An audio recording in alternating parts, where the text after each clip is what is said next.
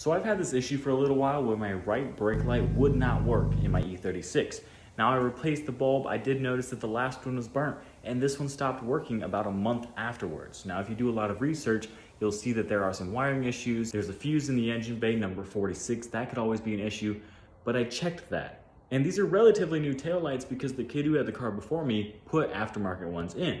So they should work. Well, if I'm being completely honest, I couldn't tell you what the actual issue was. All I know is it is probably my fault from something that I did a long time ago. Let's check it out. So looking at the back of my E36, as you guys will know, this is reverse. And these are your brake lights. This one, that one up there, and the same thing over here.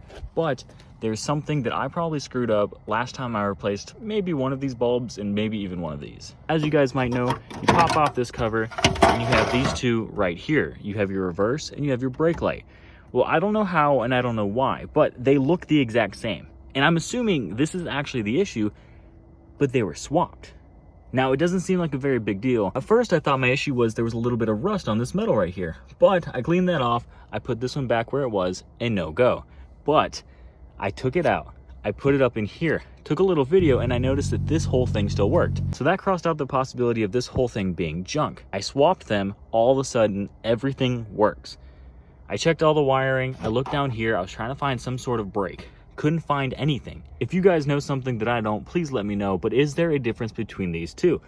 This one worked in both places. This one worked just up here. So I'm not sure what could have happened, but maybe just try switching them before you get into the expensive stuff. Now, if every car issue was just that easy, working on cars would be a hell of a lot simpler, but it's not. But sometimes it's those little wins that help motivate you to work on your car.